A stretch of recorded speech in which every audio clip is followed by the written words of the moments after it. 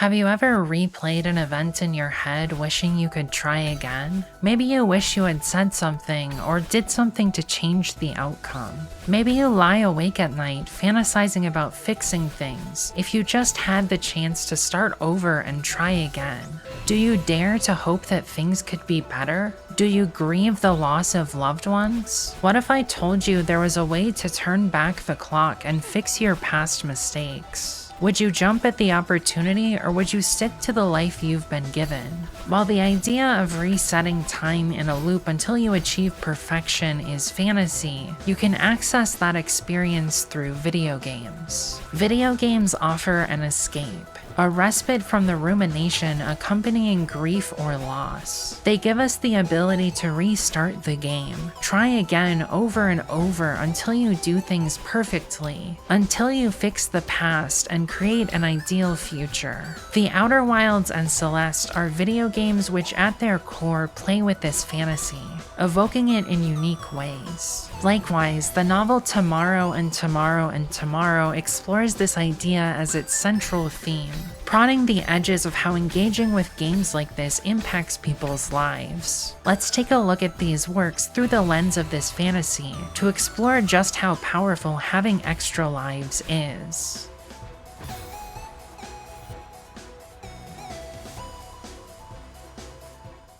This video contains major spoilers for The Outer Wilds, Celeste, Tomorrow and Tomorrow and Tomorrow by Gabrielle Zevin, and Macbeth by William Shakespeare. All are best experienced without spoilers. The Outer Wilds is a game about death and rebirth. It takes place at the end of the universe, but also a beginning. A civilization called the Harthians has recently taken their first steps towards space exploration, sending astronauts to visit their star system's 6 planets. The player controls a new recruit, who embarks upon their first mission to explore the system. However, 22 minutes into this mission, their star explodes, going supernova, killing everyone.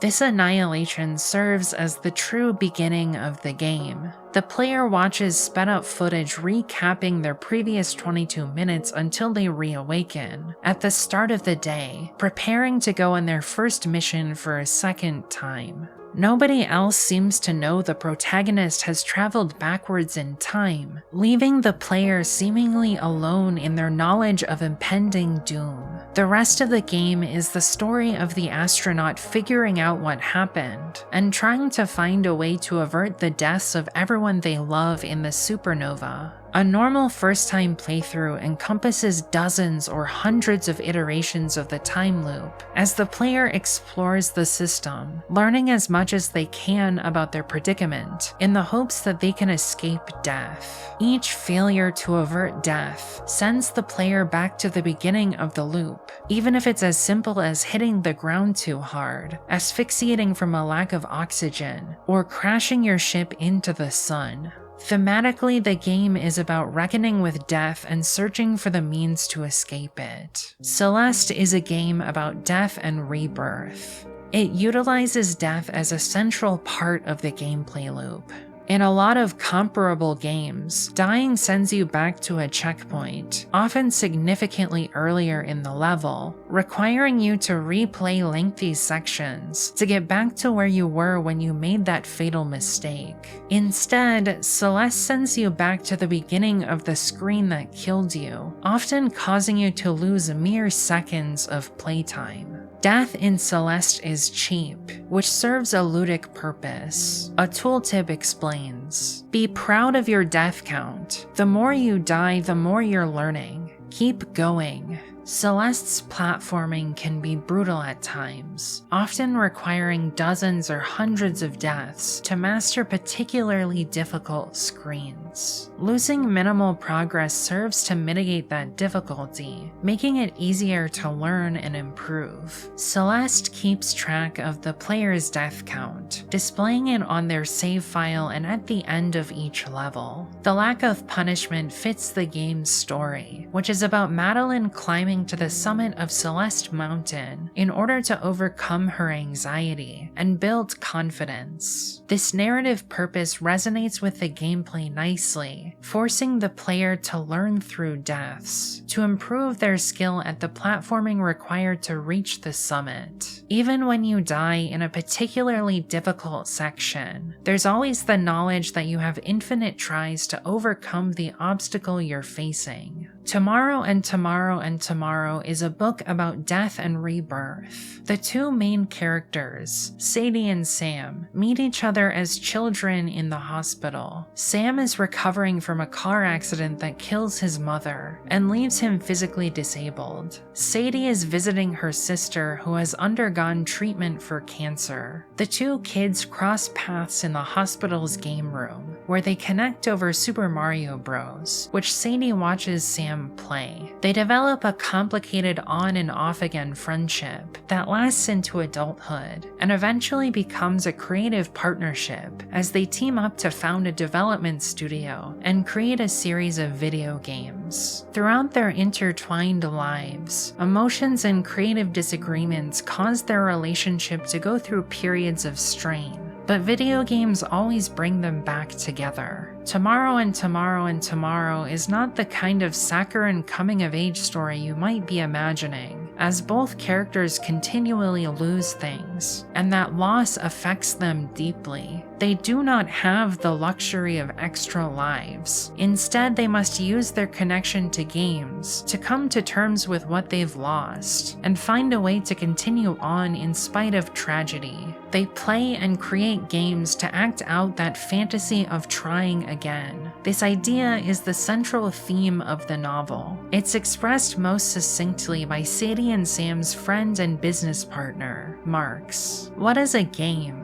Marks said. "It's tomorrow and tomorrow and tomorrow. It's the possibility of infinite rebirth, infinite redemption. The idea that if you keep playing, you could win. No loss is permanent because nothing is permanent ever." Tomorrow and Tomorrow and Tomorrow's characters see games as an escape, a fantasy that they can engage with to overcome the limitations of their mortal coils, to keep trying until they succeed, until they create that perfect life where they win. The title comes from a soliloquy in Shakespeare's Macbeth that the eponymous king delivers after he learns his wife has died. Satan, the queen my lord is dead. Macbeth, she should have died hereafter. There would have been a time for such a word. Tomorrow and Tomorrow and Tomorrow creeps in this petty pace from day to day, to the last syllable of recorded time, and all our yesterdays have lighted fools, the way to dusty death. Out, out, brief candle. Life's but a walking shadow, a poor player, that struts and frets his hour upon the stage, and then is heard no more. It is a tale, told by an idiot, full of sound and fury, signifying nothing. Macbeth is fundamentally a play about death, which is why Zevin makes explicit allusions to it in Tomorrow and Tomorrow and Tomorrow. The play is an examination of fate, as the impetus for the story is Macbeth hearing a prophecy from the Weird Sisters that he will become king. Ambition and lust for power causes Macbeth to act upon the prophecy, assassinating the King of Scotland so he can take his throne. However, things quickly start to unravel. Macbeth's treachery catches up to him as he tries to cling to power by murdering more potential rivals. This turns the country he newly rules against him and results in his death. Had Macbeth not heard the prophecy, he may have never decided to go on his murderous rampage in search of power. The Tomorrow and Tomorrow and Tomorrow soliloquy is about life and death. Macbeth reflects upon his wife's passing and exclaims that life is meaningless. It's full of possibilities, endless tomorrows, which create a story bereft of meaning and full of cruelty. Despite sending others to their untimely ends, Macbeth ultimately fears his own death, yet is killed on the battlefield because he misunderstood a prophecy, falsely believing himself to be invincible. The tragedy of Macbeth is that he cannot prevent his fate, and in trying to do so causes his own destruction. However, Tomorrow and Tomorrow and Tomorrow has a different interpretation of this theme. It sees the endless tomorrows as hopeful. Even if life is meaningless, the evolutionary drive to survive persists and compels us to fight back against death and not accept our fate, no matter how impossible success might be. Where Shakespeare creates sorrow, Zevin creates hope. The connections between Macbeth and the novel are made very explicit. In Tomorrow and Tomorrow and Tomorrow, Marx plays Banquo in a production of Macbeth, a character who is murdered by Macbeth's underlings as he consolidates power. However, the Weird Sisters prophesize that his offsprings will become a line of kings, referencing the fact that at the time the play was written, the new King of England, James I, was descended from the real-life Banquo. Banquo's son escapes the attempted murder and leaves the narrative to propagate that prophesized line of monarchs. Likewise, Marx is a tragic figure, a character fated to die before the end of his story. However, he serves as the heart of the novel, an eternal optimist, doing everything he can to help his friends. In the end, he dies for the games Sadie and Sam create, before his child is born. In classic arcade games, in order to keep playing after death, you had to insert another quarter. Game over. Insert another quarter to try again. If you had enough money, you could live forever, trying over and over until you found that perfect run where you finally won, overcoming the game that sought to vanquish you. This was how arcade games made money, taking advantage of the human desire to keep trying until they won. At the time, an individual arcade cabinet cost thousands of dollars, so arcades had to recoup their investment by killing players tens or hundreds of thousands of times. This made going to the arcade a potentially expensive habit. If you wanted to spend all day there, you would need lots of quarters. In the time since, home consoles and computers have all but replaced the arcade as the most common medium for video games. Now players spend hundreds of dollars on a machine, and then dozens more for an individual game to play on it. When you pay more up front, developers don't need to design games to extract as many quarters from you as possible. Instead, they can focus on crafting a gameplay loop outside those constraints. The Outer Wilds and Celeste would not work in an arcade setting. The player cannot meaningfully progress without dying dozens or even hundreds of times. Their stories make death cheap to explore the fantasy arcades profited from. No longer is the player limited by quarters. Instead, they're limited by how willing they are to die repeatedly to proceed. By creating an environment where you must fail to succeed, video games help us learn to cope with the pain and frustration of failure. By creating artificial scenarios where it's okay to fail. That simulated failure can make us more willing to try new things in the real world and reach for our goals, even if there's a possibility we don't succeed.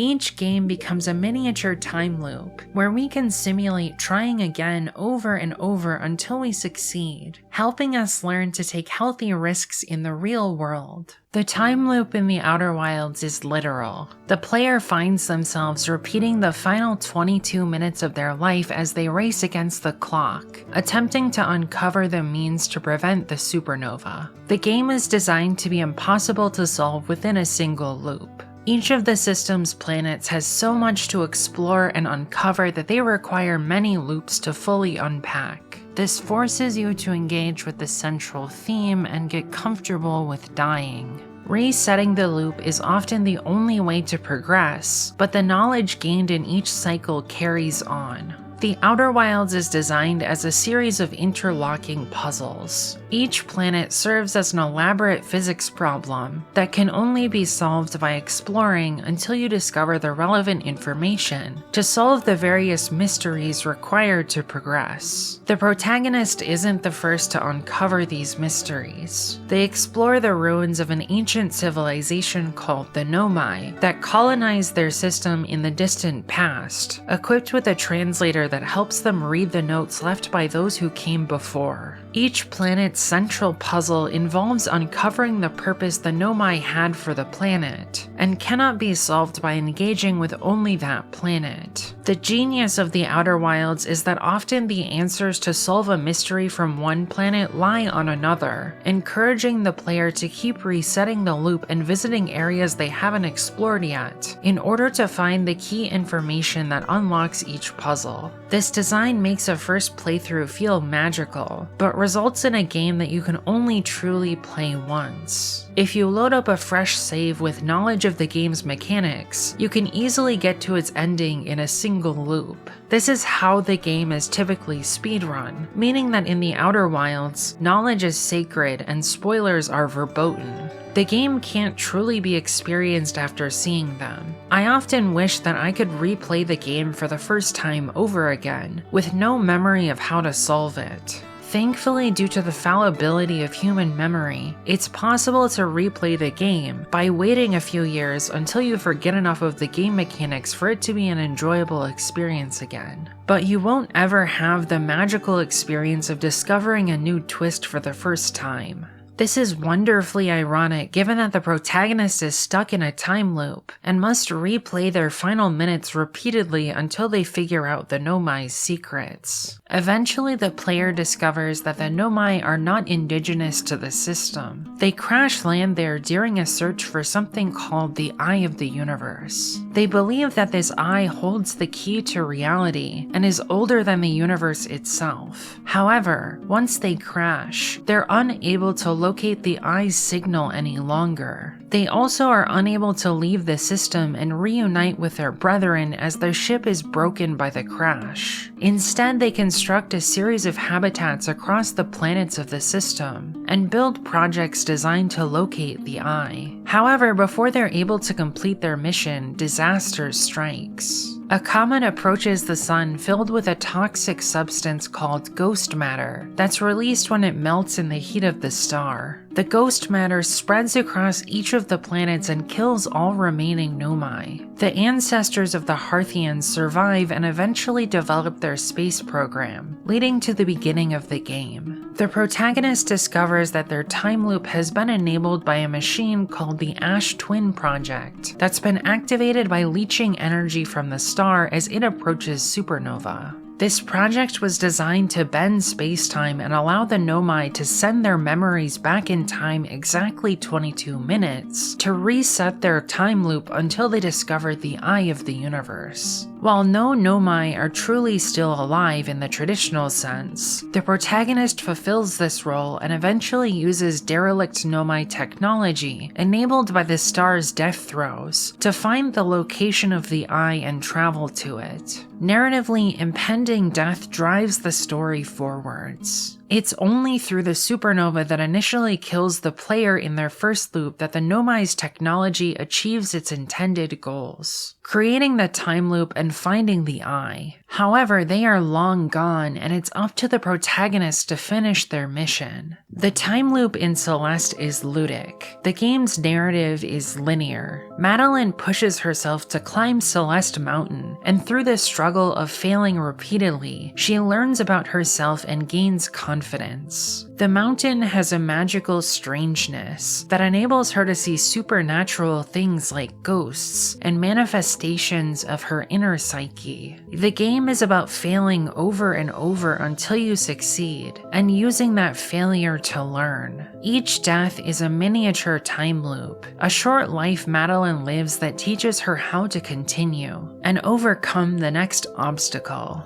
Like Madeline, the player must fail at each screen until they discover a sequence of inputs that allows them to succeed and climb higher, to reach the next screen and eventually summit the mountain. This mirrors the narrative, which is about Madeline falling in order to learn about herself from that failure. Only through that learning and self-discovery is she able to achieve her goals. Tomorrow and Tomorrow and Tomorrow is not a game. Instead, it's a love letter to video games as an art form. Games change the lives of its main characters throughout the book, and they constantly think about them. The time loop is the fantasy the characters mention whenever they struggle with something in real life. She started walking toward the train, and Sam tried to figure out a way to make her stop. If this were a game, he could hit pause. He could restart, say different things, the right ones this time. He could search his inventory for the item that would make Sadie not leave. This is a very common human sentiment, but it's usually not discussed through the lens of video games. It's the desire for perfection, to overcome challenges and find a way to succeed, even after you fail in real life. In this scene, Sam sees Sadie years after a fight that destroyed their childhood friendship. Time softens this rift and they're able to have a pleasant conversation when they run into each other. When Sadie leaves, Sam is full of regret. He knows deep down that he loves her and wants to have her back in his life, but he doesn't know how to make her stay because she's late for class. If Sam were in the Outer Wilds, he could use the Ash Twin project to restart the loop over and over until he found the information that would keep Sadie with him and ensure that she's part of his life again. If he were in Celeste, he could try different sets of jumps, dashes, and grabs to find the one that would make her stay. Instead, he doesn't have that luxury and must watch Sadie leave, unsure if he will ever see her again. Later, Sam finds the right set of inputs to bring Sadie back into his life. He helps her through a depressive episode and convinces her to make their first video game together, spawning a game studio. However, their mended relationship remains imperfect, and the rift in their friendship respawns, pushing them apart again. Sam and Sadie's relationship reminds us of the fact that there is no such thing as perfection in the real world. Sam doesn't have the chance to restart until he finds the way to create a perfect relationship with the person he cares about the most. Instead, he brings his flaws to the table as Sadie does, creating the tension between the pair. If Sam and Sadie's relationship was perfect, it wouldn't be human, and there wouldn't be any drama to write a book about. In real life, we must settle for good enough because we only get one life. If you have a desire, the only way to attain it is to keep trying. Tomorrow and Tomorrow and Tomorrow tells the story of Sam's attempts to connect with Sadie after each rift that forms between them. Reflecting on this, Sadie says, "Isn't that the definition of insanity? Doing the same thing over and over but expecting a different result. That's a game character's life too," Sam said. "The world of infinite restarts. Start again at the beginning. This time you might win."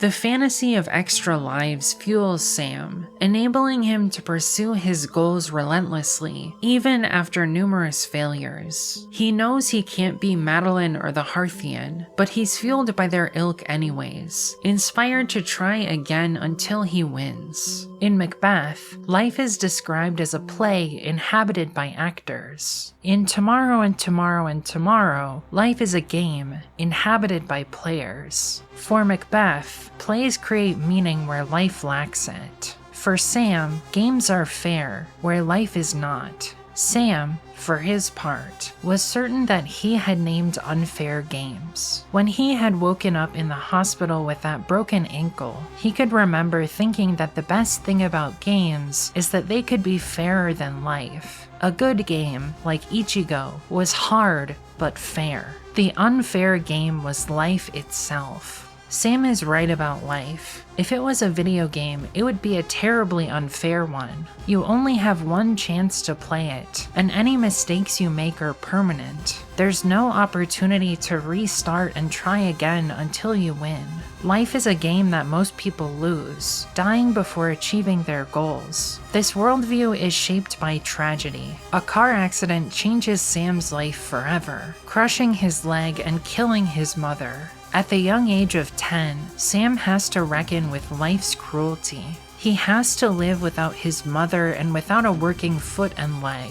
Sam desperately wants to restart and find a way to make his mother survive that night, but he can't. There's only one outcome: she always dies. Celeste reflects this idea. Like the fictional Ichigo, it's difficult but fair. You're able to die an unlimited number of times and are only reset to the beginning of the screen with each one, because it's brutally difficult. There are many screens, especially in the game's B and C sides, that require very precise inputs. When I play Celeste, I'm simultaneously dreading whatever fresh hell the developers have created for the next screen, while chasing the high of clearing a screen that initially feels impossible. That push and pull perfectly simulates working hard to learn a skill and achieve something you initially thought impossible. Some screens took me hundreds of deaths to clear for the first time, because even once I understood the precise set of jumps, dashes, grabs, and wall bounces to clear them, they were still very difficult to execute, with the near flawless precision and timing the game demands in its harder chapters. Despite this difficulty, Celeste is the most fair game I've ever played. It doesn't ask you to repeat large chunks upon death, and it has a plethora of accessibility options that allow you to make the game easier. A tooltip in the menu explains: Assist mode allows you to modify the game's rules to fit your specific needs. This includes options such as slowing the game speed, granting yourself invincibility or infinite stamina, and skipping chapters entirely. Celeste is intended to be a challenging and rewarding experience. If the default game proves inaccessible to you, we hope that you can still find that experience with Assist mode.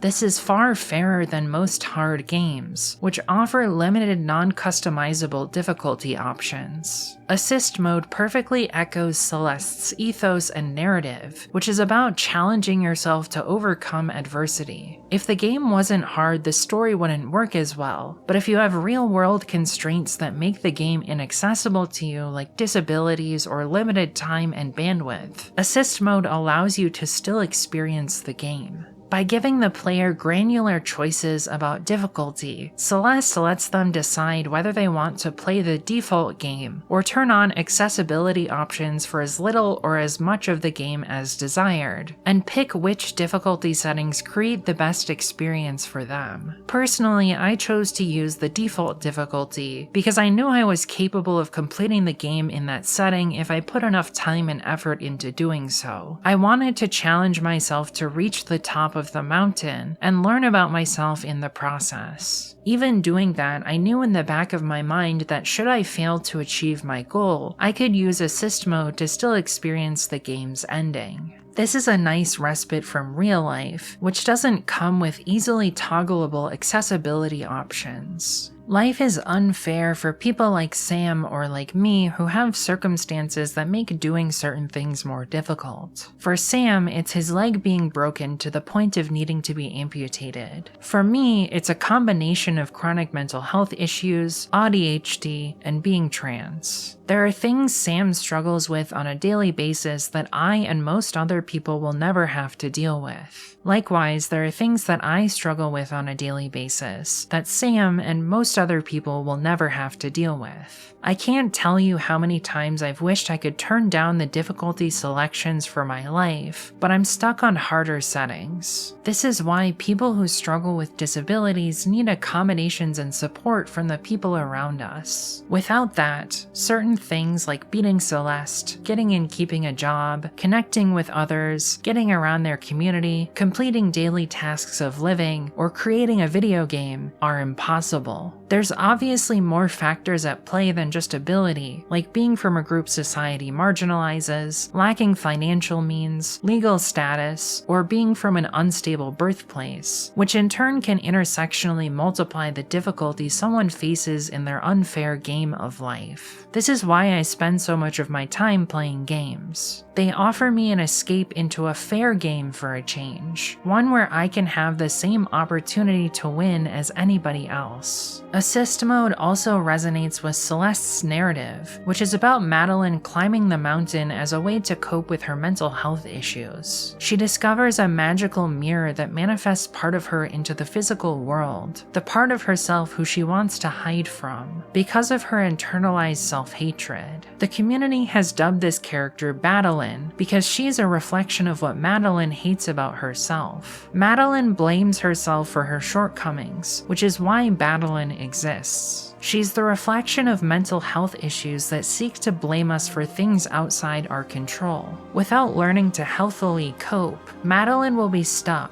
constantly fighting herself. Looking in the mirror shows Madeline an alternate part of herself, the part she's afraid of. Madeline isn't actually bad. Madeline's story is about learning to understand where Madeline is actually coming from and accepting all of her, including both her strengths and flaws. Only by working together can they overcome the dysfunction and create a life that's easier to live. Celeste doesn't outright confirm the source of Madeline's underlying identity issues, but the ending of Farewell heavily implies that she's trans, showing a picture of her with short hair on her nightstand and a small trans flag on her desk. The developers have since stated that she is canonically trans, but they were hesitant about confirming it explicitly because they felt like it would be the equivalent of outing her. For Madeline and most trans people, life is more difficult, as we have to face challenges like discrimination and transphobia that interfere with our goals and daily lives.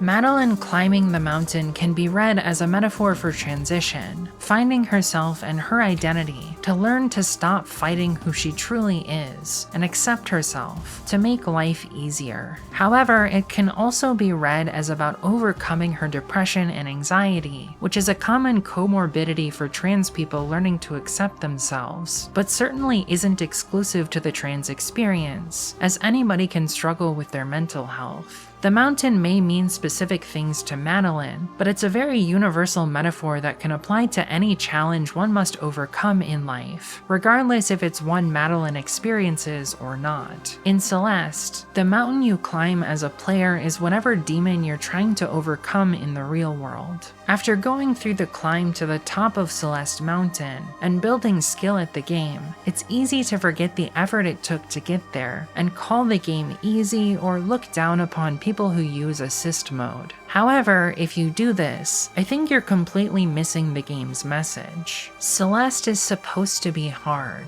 It's about the struggle. It's about pushing yourself beyond what you think is possible and learning about yourself in the process. It's not an easy game, especially at first. The message is that it's possible to overcome the challenge and climb to the top of the mountain. Save scumming doesn't exist in Celeste because the whole point is to have infinite retries, to show you that anyone can become good at the game if they die enough times, to learn why they keep failing and improve. You can gain a mastery over your body in-game that's impossible in real life. However, it's not supposed to be impossible. This is why the game needed assist mode. It would be discounting its own message if it created barriers to entry and barred people from being able to reach the top of the mountain. The point is that anyone can be Madeline. Anyone can push themselves to improve and build their skill. You don't learn to cope with mental health issues without pushing yourself out of your comfort zone, becoming okay with the struggle, and learning who's really inside your head. Celeste is the best allegory for coping with mental health and discovering your identity I've ever seen, which is why it needed to be accessible. Thematically, The Outer Wilds, Celeste, and Tomorrow and Tomorrow and Tomorrow are all about the same thing, grief. They even have a similar resolution to the theme, coming to ultimately hopeful endings that teach us that there's a reason to keep going even when it seems like you've lost everything. The ways in which grief is explored are complementary to the other examples. The Outer Wilds is about learning to accept death. The entire game follows the protagonist trapped in their time loop, trying to find a way to escape the supernova. However, the Eye of the Universe shows them that they must accept they will die. Eventually, they discover that the Eye of the Universe is not able to save their system. Instead, it provides the means to reset a dying universe, crunching it down to a singularity that enables the birth of the next iteration of a cyclic universe. The protagonist and their companions learn that they must let go and accept their death. The game ends as it begins, resetting the time loop, but this time it's the whole universe in the loop rather than a single Hearthian. They give up their life so that the inhabitants of the next universe can live, just as the Nomai give up their lives so that the Hearthians can live. This teaches players that eventually they and everyone they care about will die. The universe is not capable of supporting infinite life. However, dying serves an evolutionary purpose. It enables those who come after us to live and experience all of life's joys and wonders. The death of the universe is inevitable, as is the new beginning, the chance for the inhabitants of the next universe to live. Despite the constant threat of annihilation, the Outer Wilds remains hopelessly optimistic. In the end, the characters don't despair because they believe that they can overcome the impossible. After entering the Eye, they join together and sing a song heralding the birth of the next universe as they fade away into memory. It's hard for me to play this sequence without getting emotional and tearing up a bit. The characters are so effortlessly able to accept death in a way that I struggle to. It's only human to fear death, which is why their hope is so extraordinary. They are an example to live by. Hopeful, because they know that the next universe has the potential to be just as beautiful as the one they're leaving behind. Celeste's final chapter, Farewell, is about coping with death. It takes place following the death of Granny, a character Madeline meets who helps her figure out how to climb the mountain and overcome her internal issues. Madeline struggles to accept Granny's death and feels guilty for not attending her funeral. She finds herself on the mountain again, this time chasing after a bird who she believes is part of Granny and will help bring her mentor back from death. Madeline disagrees, telling Madeline that Granny is dead and nothing will bring her back. Madeline serves as Madeline's reality check, trying to tell her that she's blinded by grief, but Madeline initially refuses to listen, splitting the pair up again for the first time since they first summited the mountain. Madeline chases the bird high above the mountain into space before realizing that her reflection is right. She can't bring Granny back and must accept her death. This revelation allows her to reconnect with Madeline and work together again in order to free the bird from the place Madeline has trapped it. In the end, Farewell takes place in Madeline's nightmares, which she conjures in her imagination because she feels despair over losing Granny and guilt about skipping the funeral.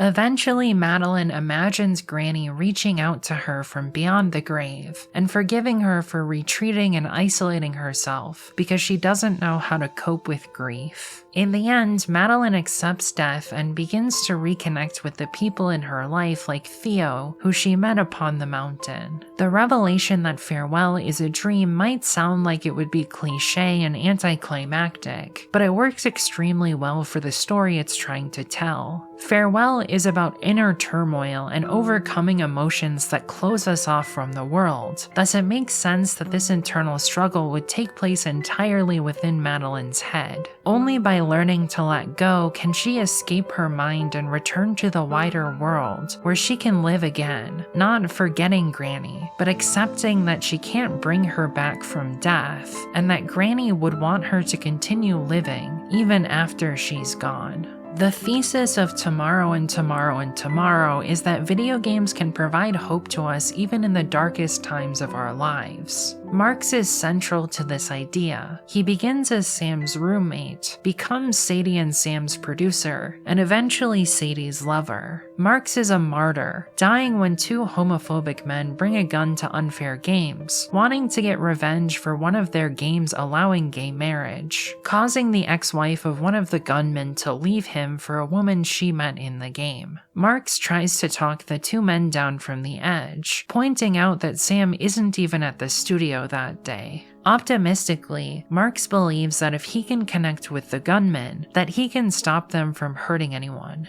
Eventually, the man with the gun shoots at one of the game developers, Ant, who is gay. Seeing this happen, Marks jumps in front of Ant to protect him and blocks most of the bullets. Thankfully, Ant survives, sustaining only minor injuries. Marks eventually succumbs to his wounds, dying protecting his friends and coworkers. He's the first person to verbalize the impact of games on Sam and Sadie's lives, and fully understand the hope they provide. This makes his death even more tragic, as he's the most hopeful and idealistic of the three, always trying to help mend the relationship between Sadie and Sam when it breaks down. As Marks dies, Tomorrow and Tomorrow and Tomorrow shifts to second person, forcing the reader to sit in Marks's perspective for his final moments. He remains hopeful until the end. You are going to die. You are a gaming person, which is to say you are the kind of person who believes that game over is a construction. The game is only over if you stop playing. There is always one more life. Even the most brutal death isn't final. You could have taken poison, fallen into a vat of acid, been decapitated, been shot 100 times, and still, if you clicked restart, you could begin it all over again. Next time, you would get it right. Next time, you might even win. If life truly was a video game, Marks would get a second chance to try again. Games for Marks represent hope, so in his final moments he thinks of restarting and trying again. However, life is unfair. Ant feels similarly to Marks, but from the other side, having lived and seen Marks die. Like Sam in his car crash, Ant's brain is racked with guilt from the shooting, restarting the loop to protect Marks from his fate. This is what grief does. It tortures us with what-ifs, alternate realities where we don't have to experience loss, and are able to live that perfect life. I wish I could have saved him,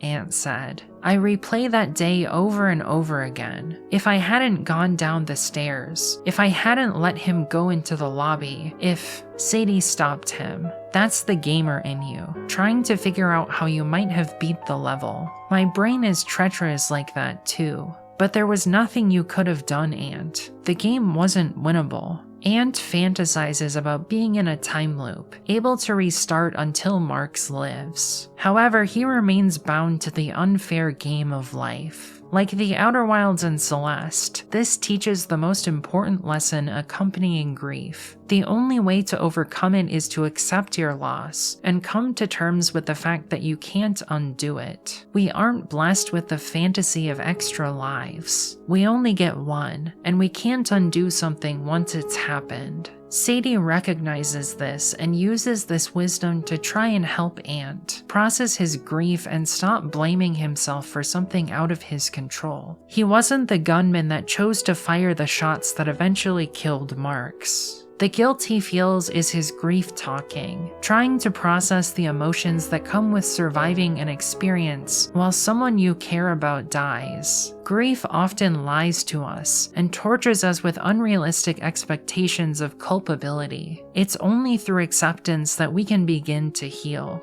Grief over Marks's death separates Sam and Sadie, isolating them. Sadie has not only lost a business partner and friend, but her lover at the same time. For years, she avoids Sam because she's afraid going back to unfair games will remind her of Marks. In the end, it's games that bring the pair back together, like always, because they use them as a way to process their emotions. Sadie creates a game with a reference to Marks that only Sam would understand, a memory of their time in college when Marks played Banquo in Macbeth. Sitting at his desk, Sam could not quite identify what seeing Marks Marks in Sadie's game had made him feel. It was not just pain or sadness or happiness or nostalgia or longing or love. What touched him the most was the sound of Sadie's voice, untouched and clarion, speaking to him through a game, across time and space. Others like Charlotte Worth might recognize Marks in the sequence, but Sadie was speaking to Sam. After a long silence, he could hear her voice again, and he determined that what he felt was hope. This hope drives Sam to reach out to Sadie, to try and convince her to make games with him again. Time has been cruel to Sam and Sadie. It's taken people they care about away and forced them to live with the guilt of surviving. When Sam and Sadie finally reconnect, Sam is grieving his grandfather. He asks Sadie how she copes with depression, and she explains how games give her hope. "Work helps," Sadie said. "Games help. But sometimes when I'm really low, I keep a particular image in my mind. I imagine people playing. Sometimes it's one of our games, but sometimes it's any game. The thing I find profoundly hopeful when I'm feeling despair is to imagine people playing, to believe that no matter how bad the world gets, there will always be players. Maybe it was the willingness to play that hinted at a tender, eternally newborn part in all humans. Maybe it was the willingness to play that kept one from despair." Sadie's perspective is similar to but slightly different than Marx's. She sees the joy people get from games, the escapism that she and Sam felt when they first played Mario all those years earlier in the hospital. Sadie believes that the childlike play games invoke in anyone who engages with them, young or old, allows them to cope. If you can bring yourself to continue playing, even after accumulating so much grief and loss, then you can still cheer yourself up and rebound from anything, no matter how terrible or hopeless. Sam, Sadie, and Marks all use games as a way to fantasize about a more perfect world that transcends the tragedies of our imperfect one. Games embody the enduring persistence of the human spirit. Whenever there's a challenge, there will always be people who try to overcome it. They will keep playing until they run out of quarters or win. That persistence gives me hope.